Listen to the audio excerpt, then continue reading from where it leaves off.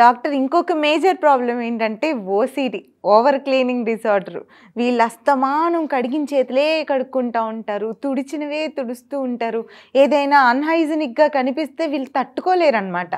ఎక్కడికన్నా ఇంట్లో ఉంటే ఓకే ఓకే కాదు కానీ పర్వాలేదు, ఎక్కడికైనా బయటికి వెళ్ళినప్పుడు ఇది మేజర్ ప్రాబ్లం అయిపోతూ ఉంటుంది.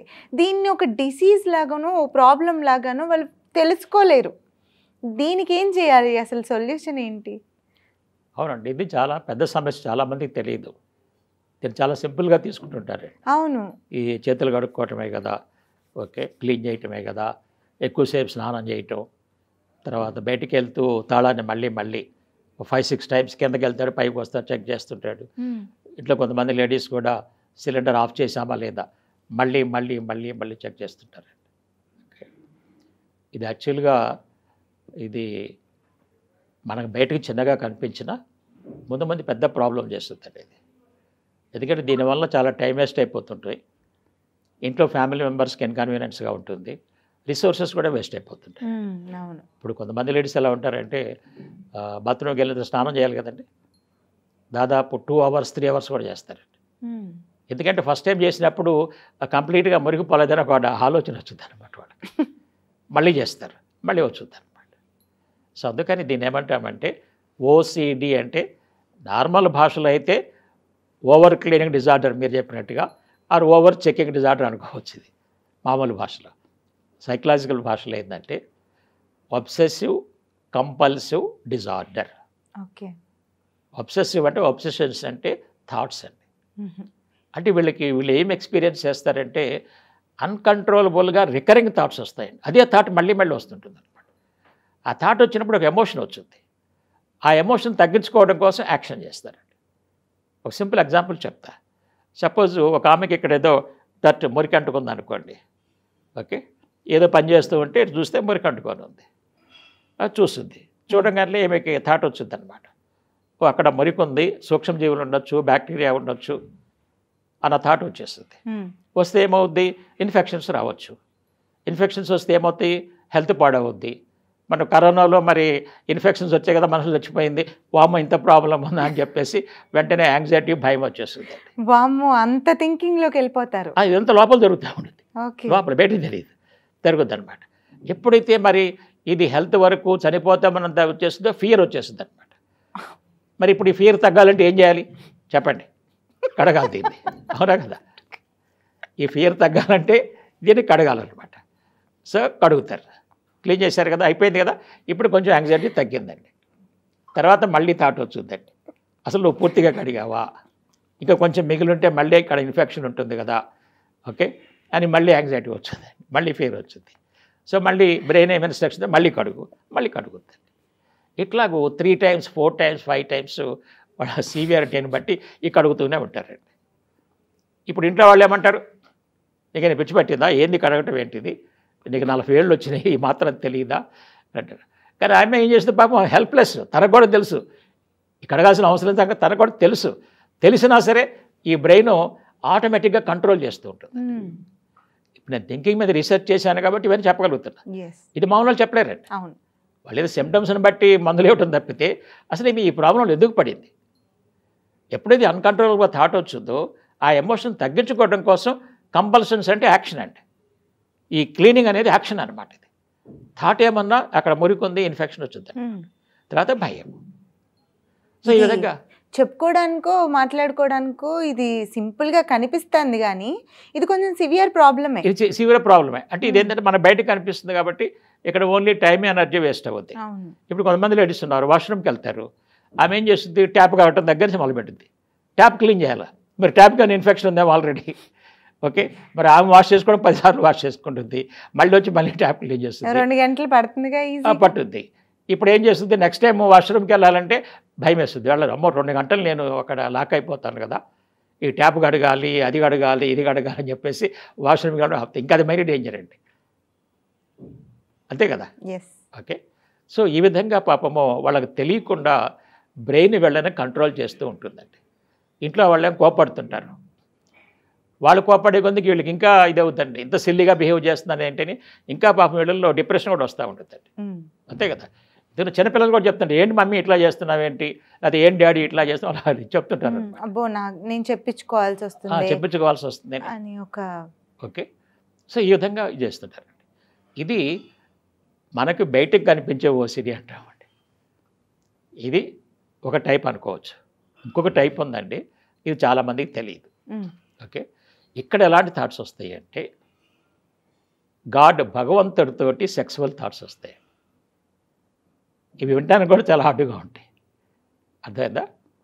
ఆ సెక్సువల్ థాట్ వచ్చేసిన తర్వాత ఏమనిపించుద్ది, అరే చిచ్చి ఇంత నీచంగా ఆలోచించానేంటి, దేవుడు శిక్షిస్తాడు కదా ఇట్లా చేస్తే, మరి నాకన్నా హాని చేస్తాడో మా ఫ్యామిలీ మెంబర్స్ హాని చేస్తాడేమని చెప్పేసి వెంటనే చంపలేసుకొని కాళ్ళు చేతులు కడుక్కొచ్చి మళ్ళీ ప్రేయర్ చేస్తాడండి. ప్లీజ్ ఫర్గివ్, నన్ను క్షమించు, తప్పుగా ఆలోచన వచ్చింది.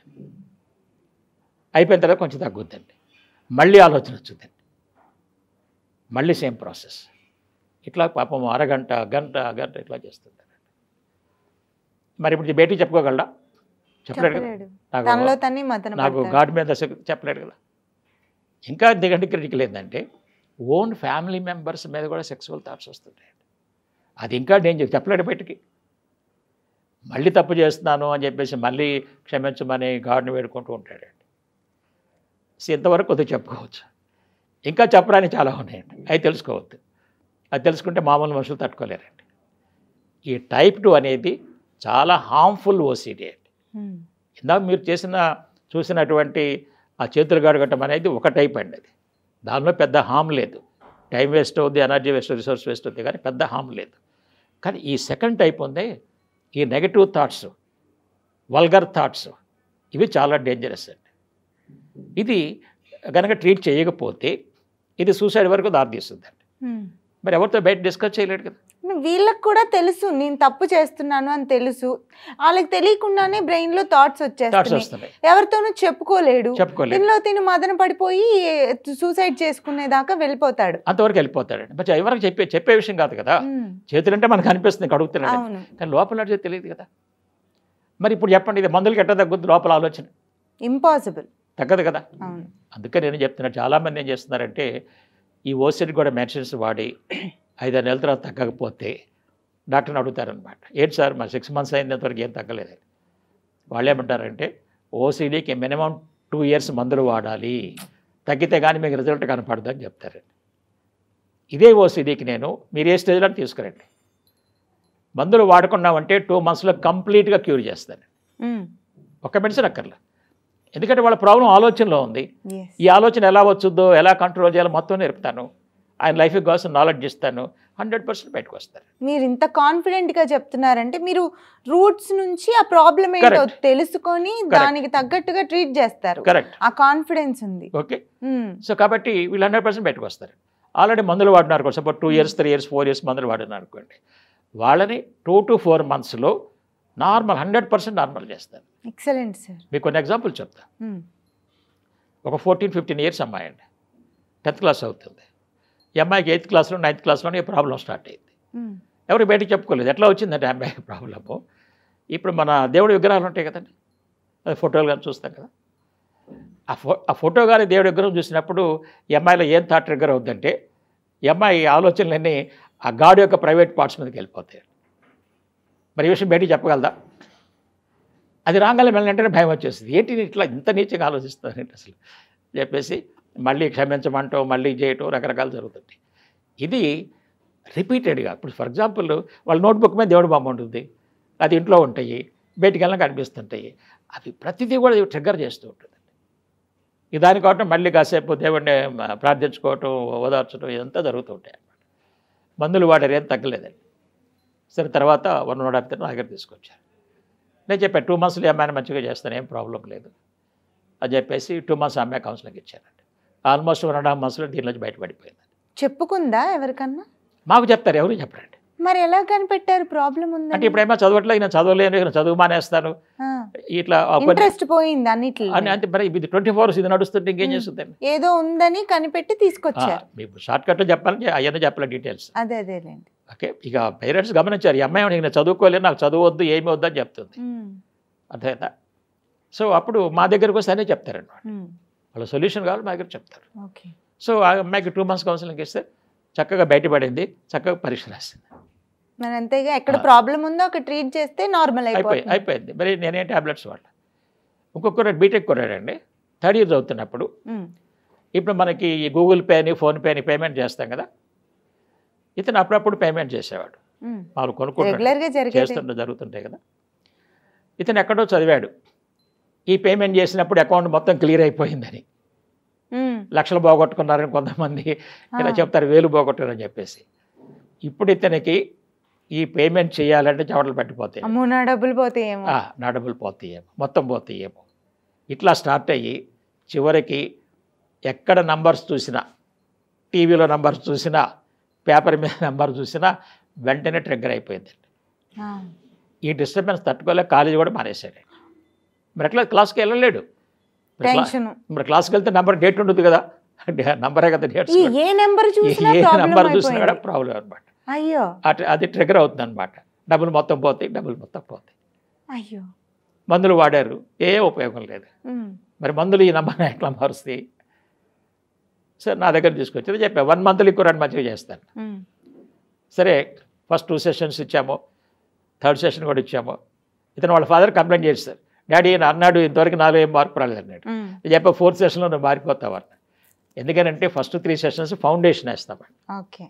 ఫౌండేషన్ వేసి దానిలోంచి ఎట్టబడేది ఆ 4th sessionలో 8th sessionలో వస్తుంది అనమాట. లాస్ట్ సెషన్ తీసుకున్నానండి, నార్మల్ అయిపోయాడు, ఎగ్జామ్ నార్మల్. ఇక అప్పుడు కాలేజీకి గంట మొదలు పెట్టాడు, చక్కగా చదువుకున్నాడు, పాస్ అయ్యాడు, ఉద్యోగం చేసుకున్నాడు. ఇదే కూడా అడిగిన మందులు కంటిన్యూ చేస్తుంటే లైఫ్ స్పాయిల్. నేను అదే చెప్తానండి, మీరు స్కిజోఫ్రీనియా కానీ ఓసిడికి కానీ మందులు ఎక్కువ కాలం వాడారు అంటే మీ లైఫ్ని మీరే స్పాయిల్ చేసుకుంటున్నారు, అవసరమే లేదు. ఓకే, చాలామంది స్టూడెంట్స్ ఈ ఓసిడి మంచిగా చేశారండి. చాలామంది లేడీస్ ఈ ఓసిడి ఉండి గంటలు ప్రాబ్లం చేసుకున్నారు. ఒక అమ్మాయి 10 years ఈ ఓసిడి సఫర్ అయితే నేను 2 monthsలో మంచిగా చేశానండి.